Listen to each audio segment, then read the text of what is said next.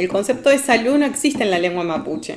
Digamos, lo que más se aproxima a salud es buen vivir, comer felén o comer mognien. Yo creo que la medicina mapuche entiende el territorio y puede resolver algunos problemas de enfermedad actuales del pueblo mapuche y de la humanidad. Y digo esto porque no es que nosotros vamos recuperando la medicina mapuche solo para los mapuches. Nosotros creemos que el entendimiento de lo que ofrece el territorio es un modo de vivir bien o de mal vivir.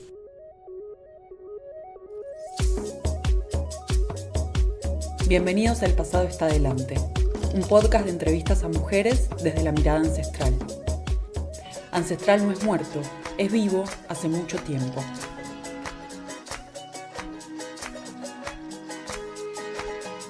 Episodio 3. Territorio Azul. Mari compu che, compu lamien, los toldos guariameu, pulafcan lofmeu, karumapu kuse, karumapu fucha, karumapu echewenchu, karumapu el chafomó. Ni hoy Verónica aspiro clenian, ka ni mapuche uy rashi piñi uy, kinie peñen, calfunian diemai, ka ni mapuche quesau, la wentun ni tugun karumapu kuse.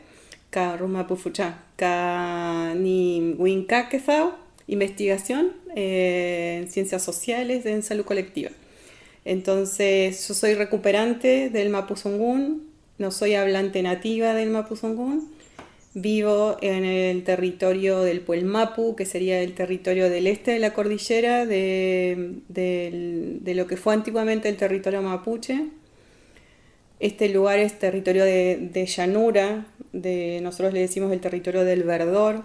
Este es el lugar donde vivo, que es mi lof, que es mi comunidad, que se llama Epulafken. Para mí es muy importante, digamos, poder nombrar mi territorio porque es un territorio el cual yo he recuperado. Este es un territorio arrasado por la soja, es un territorio totalmente contaminado, digamos, por agroquímico. Y este para mí es un espacio de resistencia, no solamente cultural, es un espacio de resistencia ambiental, es un espacio de resistencia del pensamiento, es un espacio de resistencia medicinal. Entonces me parece importante eso, ¿no? Poder como dar el contexto en el cual yo vivo, que es un yo-nosotros. O sea, no solamente me nombro a mí, porque en este lugar viene mucha gente a sanarse, viene gente a hacer reuniones comunitarias, viene gente a entender de qué se trata la cultura mapuche. Y nosotros tratamos de eso, ¿no? Como en este presente, de ser dignos de esa historia que nos parió.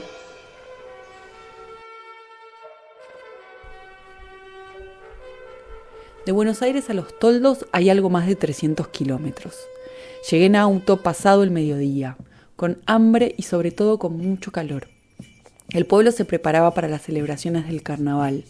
Algunos operarios transformaban la plaza en un gran escenario. Son apenas 15 minutos entre el pueblo y la Casa Azul, donde me esperan Verónica y su hijo Calfunián. Me sobra tiempo, así que busco una sombra para descansar del viaje y sobre todo del calor. El camino para llegar a la Casa Azul es de tierra. A cada lado se extienden grandes campos de soja. Pero allá, a lo lejos, se pueden ver 4 troncos tallados que definen una línea. Detrás de esa línea, una tranquera. Y detrás, una casa color azul. Me recibe Calfuñán. Me cuenta que están preparando el espacio para recibir gente al día siguiente. Al rato, sale Verónica de la casa de atrás. Está tareada. Esperan a varias personas que vienen de distintos lugares para un baño de vapor de medicina mapuche, que ella misma va a guiar. Sonríe, me da la bienvenida. Volvemos unos pasos atrás y entramos al salón comunitario de la Casa Azul. Es un espacio fresco, con luz cálida y pequeñas y alargadas ventanas que dejan entrar la luz, pero no el calor. Hace no tanto tiempo, ese salón fue una capilla de monjas. Verónica busca una jarra de agua fresca y se acomoda en el sillón que está enfrente mío. Probablemente estoy sentada en uno de los lugares más importantes de su día a día colectivo. Este espacio, que durante algunos años fue casa de monjas, hoy es por derecho mayor un espacio de construcción mapuche. El concepto de salud no existe en la lengua mapuche. Digamos, lo que más se aproxima a salud es buen vivir, comer felén o comer mognien. Y lo que referencia a medicinar, a aliviar el padecimiento de una persona es la wen o la wentugun. Quiere decir que la acción de hacer medicina, que no refiere a plantas.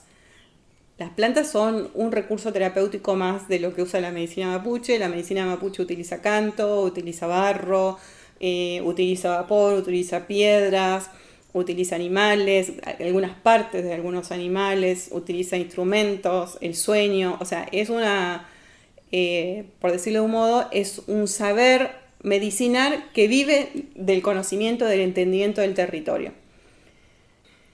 Nosotros sabemos que la medicina mapuche no alcanza, ¿no?, a resolver todos los padecimientos que tiene el pueblo mapuche, por lo tanto, no trabajamos, o por lo menos yo, mi línea de formación y de investigación, no plantea la medicina mapuche como la solución al abordar el problema de salud, digamos, el proceso de salud, enfermedad, atención, cuidado, sino que necesita de la otra medicina, la biomedicina, que es la medicina alopática, el servicio de salud pública que ofrece la biomedicina, donde, digamos, concibe el cuerpo de la persona como un síntoma, primero como un cuerpo físico biológico, donde, digamos, está desprovisto de su historicidad, desprovisto de su ancestralidad, desprovisto de su espiritualidad, y entonces atiende el síntoma del padecimiento, y a partir de eso tiene una parafernalia que, digamos, que genera, digamos, el capitalismo, que es la especialización en el proceso de diagnóstico, pero tiene muy poco para resolver en términos de terapéutica. Yo creo que la medicina mapuche entiende el territorio y puede resolver algunos problemas de enfermedad actuales del pueblo mapuche y de la humanidad, ¿no?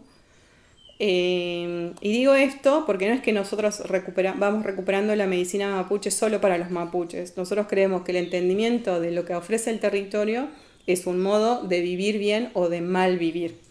El buen vivir para nosotros tiene que ver con la convivencia con el territorio sin depredarlo. Entonces, lo primero es, en el lugar donde estoy, no afecto lo que produce vida, produce alimentos, lo que me permite pervivir y reproducir mi modo de vida. La otra cuestión tiene que ver con el principio de la reciprocidad, o sea, la reciprocidad a nivel humano y la reciprocidad de lo humano con la naturaleza, ¿no? Entonces, la reciprocidad a nivel humano, digamos, es bastante complicado en una sociedad donde exacerba, digamos, la competencia, exacerba la acumulación, exacerba, digamos, el hedonismo, exacerba la vidriera, la pantalla, exacerba un tiempo rápido, muy rápido, donde de alguna manera digamos, la gente empieza a alienarse, primero a no saber quién es, qué hace, por qué vive, o sea, no tiene, digamos, a las preguntas clásicas filosóficas en un presente como este es muy difícil que una persona pueda contestar, porque hay tal nivel de alienación, digamos, que no puede, no tiene tiempo real para hacerse esas preguntas. A mí me gusta mucho Víctor Jara. Y entonces decía, ¿por qué el hombre de campo es sabio? Y porque tenés tiempo para observar el atardecer, y porque tenés tiempo para observar el amanecer, y porque tenés tiempo para darte cuenta del movimiento del sol, y lo que tarda la tierra en producir alimento, y lo que tarda un animal en crecer. O sea, hay un tiempo que es un tiempo que no es humano, que es lento. Y en este momento creo que es un poco así como... yo decía, ¿no? ¿Qué resuelve el buen vivir en esta contradicción que tiene Occidente? Bueno, que tiene el planeta, ¿no? La contradicción hoy ya no es capital trabajo, la contradicción es capital naturaleza. O sea, ¿cómo puede una sociedad, digamos, pervivir sin dañar la naturaleza para autorreproducirse?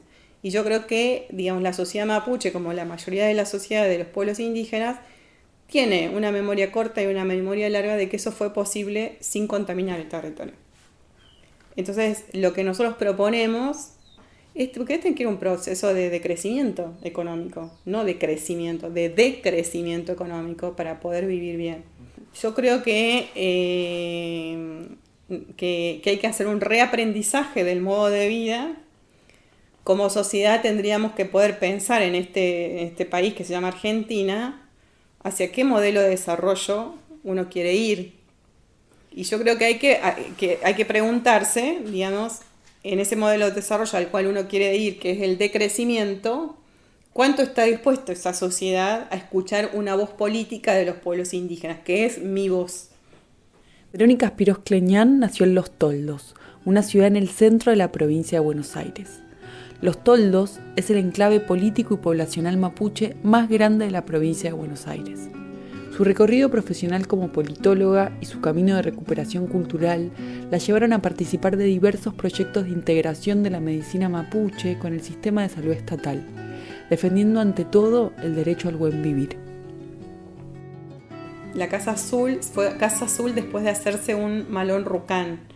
Cuando la gente mapuche recupera un territorio, le hace giros con sus caballos al territorio para marcar que ese territorio fue recuperado y marcar espiritualmente que eso volvió a su gente.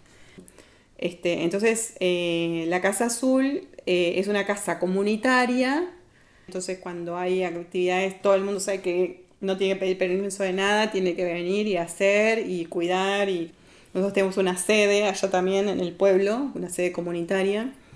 Pero en este lugar, digamos, se han hecho actividades muy importantes, para mí son muy importantes.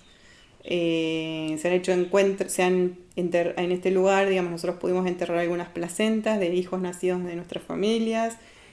Y cuando yo quedo embarazada, que quiero tener a Calfunian en el campo, y bueno, Calfunian nace con una enfermedad congénita, yo empiezo como un recorrido buscando, digamos, poder sanar a Calfunian, y entonces me empiezo a vincular con los y las machis del otro lado de la cordillera, y de alguna manera mi experiencia de vida me marcó también este recorrido que estábamos haciendo con la comunidad, que era, nada, cómo vamos recuperando nuestra identidad. Bueno, nosotros encontramos ese camino a partir de la medicina mapuche, ¿no? Que después medicina es todo.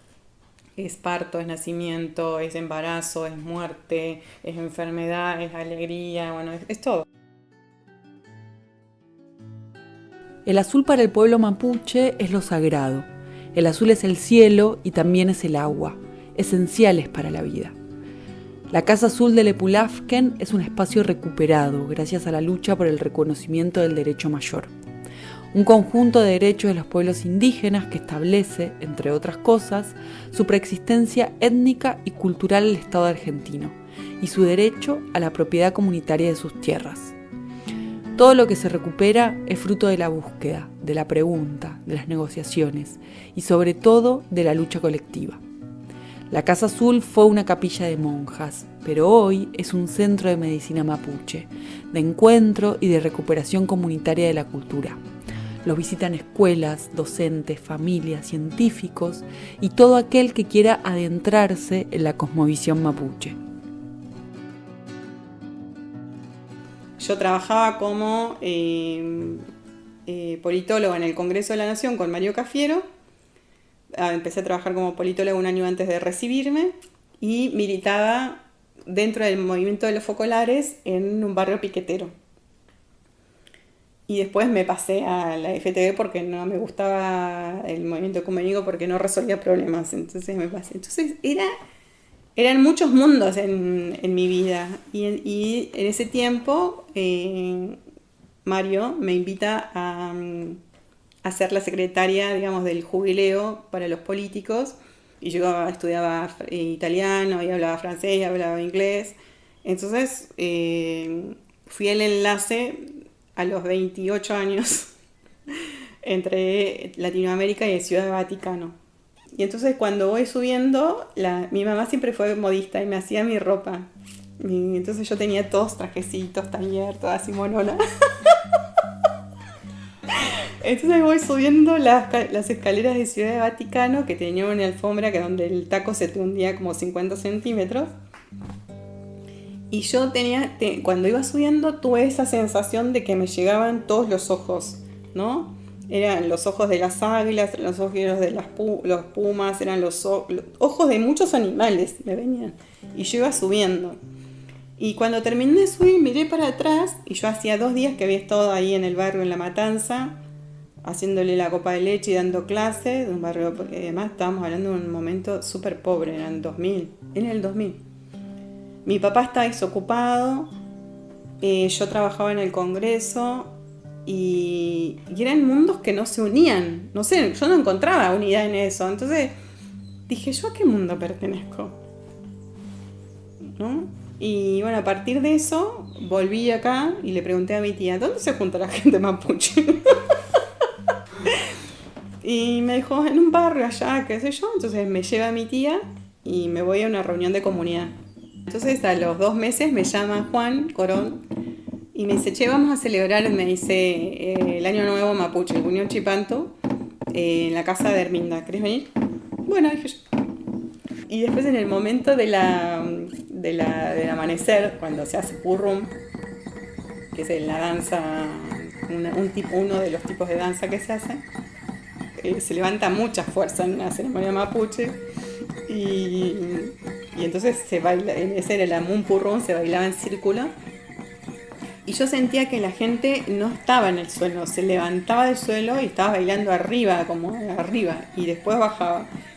Bueno, y después eran esos olores de mi infancia muy fuertes, súper fuertes, donde yo todo el tiempo veía a mi abuelo Cándido al lado, donde veía a mi abuelo Cándido, qué sé yo, que esto, lo otro. Entonces cuando se termina toda la ceremonia, como siempre se hace, te piden que digas algo, qué sé yo, bueno. Y yo no podía ni hablar de la emoción que tenía. Yo lo único que dije en ese, me acuerdo, dije que tenía la sensación de haber vuelto a casa. Para volver, a veces solo hay que recordar. Para Verónica, la oración de la mañana, la forma de cocinar, de armar una huerta, era la única forma. No sabía cómo lo hacían otras familias. En su infancia era mejor no decir que eras mapuche. De hecho, el nombre Los Toldos tiene su origen en una forma peyorativa de nombrar las viviendas del pueblo mapuche. Ese modo de hacer que aprendió de sus abuelos era el modo mapuche de vincularse con el territorio, con la vida y con toda forma de construir hogar. Yo más bien fui una militante y en muchos espacios y empiezo, digamos, como a tomar, digamos, como la escritura como una herramienta de defensa o de combate, porque me empiezo a dar cuenta que no hay mucha gente mapuche que escriba sobre su cultura y esté dispuesta a entrar en diálogo con la otra cultura, sino más bien, digamos, hay esto que es la confrontación. Y yo me cansé de eso, me cansé eh, por decirlo de un modo, me cansé de pelearme con gente que no quiere escuchar. O sea, yo no quiero eso, yo quiero juntarme con gente que quiera escuchar lo que yo tengo para decir o lo que tiene para decir, digamos, mi pueblo. Entonces creo que de alguna manera fui buscando mi lugarcito de dónde construir, con quién construir. Y bueno, yo venía, no, por eso digo, mi recorrido tiene una historia, o sea, de dónde yo saco los diálogos interepistémicos o epistémicos y lo traigo como una práctica de los diálogos interreligiosos que lo aprendí dentro del movimiento de los focolares, ¿no? Que ellos planteaban el diálogo interreligioso, el diálogo ecuménico para la paz. Y yo digo, claro, yo vengo también de ese lugar, de que eso era posible, no sé, nosotros nos juntábamos con los musulmanes, nos juntábamos con los judíos, nos juntábamos con los evangélicos, para entender cómo pensaban, no sé, la vida, qué sé yo. Entonces digo, también no puedo negar eso, porque yo también creo que aprendí mucho de los diálogos. Lo que sí creo que tengo la posibilidad, o he tenido la posibilidad, o me construyo la posibilidad de tener esa conexión entre los dos lados de la cordillera.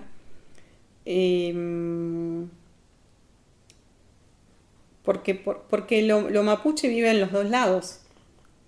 Y porque además ese diálogo entre el este y el oeste lo hace posible la cordillera. Entonces para mí el cruce siempre es como súper bonito para mí, porque pienso cuando hace 200 años, ¿cómo eran los cruces? Yo lo hago en auto, lo hago en colectivo, lo hice en barcaza. ¿Qué conversaban las mujeres cuando cruzaban? ¿Entendés? No sé, a mí todo ese viaje me parece una cosa, además de que el lugar es bellísimo, me da dimensión de eso, ¿no? De la amplitud que tiene un territorio y que yo soy todo eso. Nada de eso que pasa ahí me es ajeno, yo soy todo eso.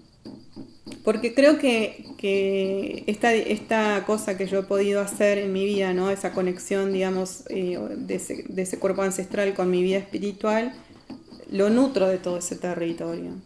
Me nutre todo ese territorio. Entonces, muchas veces pienso de todas las cosas que hemos pasado y que he pasado, es porque me abren camino, digamos, las abuelas, los abuelos, me han dado camino. Y es el mío. No es ni mejor ni peor, es el mío. Verónica integra diversos espacios como profesional de las ciencias sociales y como mujer mapuche. Desde ahí habla, investiga, enuncia. Su forma de tender puentes es con la palabra. Una palabra que crea, una palabra que cura. Y mi linaje es de las águilas. O sea, águila, ñamku, tiene como esa marca, ¿no? Alguien que puede volar en las alturas, tiene una mirada estratégica, ve a largo plazo, pero vive en soledad. No viste muchas águilas en manada, ¿no? Entonces yo, de alguna manera, como que cuando empecé a entender mi linaje, a entender, digamos, hija de quién era, nieta de quién era, o sea, bisnieta de quién era, como que eso es un proceso lento que vas haciendo y creo que en esos momentos como de dificultad están todo el tiempo al lado mío. Pero no es que están en los momentos de dificultad, están todo el tiempo. Qué sé yo cuando voy a hacer los baños de vapor, mañana hago uno, hoy no hice, pero mañana a la mañana hago mi ceremonia y a la mañana y pido que me ayuden con la gente que llega a sanar, con las enfermedades que van a llegar, que me den la posibilidad de poder canalizar, digamos, la sanación a partir de ese espacio. Y no sé, cuando han pasado otras situaciones también, digamos, pido enseguida la asistencia para que me apoyen, para que sepa por dónde. Porque bueno, hay situaciones difíciles a veces, que uno no sabe bien si es para acá o pues para allá. Y a veces a veces solamente soñar. Y entonces te muestran para dónde es. Entonces yo creo que esa posibilidad de entender el sueño, de poder soñar, de que te regalen el sueño para que entiendas, son otros lenguajes que uno va aprendiendo con el tiempo. Yo tengo la posibilidad de ver, tengo la posibilidad de visualizar, puedo ver como más adelante, más atrás, un poquito a veces. Pero la forma en que digo las cosas es muy dura, porque tengo un lenguaje así como muy taxativo. Entonces, en el momento que me dieron el nombre, tenía como, no sé, como esta cuestión de decir verdades que irían a las otras personas. Entonces cuando me dijo es la que hace florecer la palabra, es una palabra florida, es una palabra que hace florecer al otro, no que lo hiere. Entonces eso siempre me guía en el sentido de, aunque la verdad que veo es horrible, no lo puedo transmitir así para que el otro se sienta feo. Lo tengo que transmitir o lo tengo que comunicar florido para que esa palabra sane, porque además hago medicina. Entonces, para mí fue muy importante que me asignaran ese nombre. Primero para cuidar a los demás, pero sobre todo para protegerme a mí de no masculinizar mi verdad, eso es la primera. La otra es para no herirme a mí misma, digamos, porque esa palabra hiriente la tienen muchas mujeres mapuches que han sufrido mucho. Entonces digo, si yo no logro sanar eso en mi voz, en mi palabra, en lo que digo, mi palabra no sana, mi palabra vuelve a la herida. A partir de ese nombre, como que me empecé no diría como a pulir, pero sí como a esforzarme a que esa palabra que diga no hiera, porque si no estaba repitiendo historia, ¿no? Entonces la que hace florecer la palabra es, ¿no?, la que está floreciendo.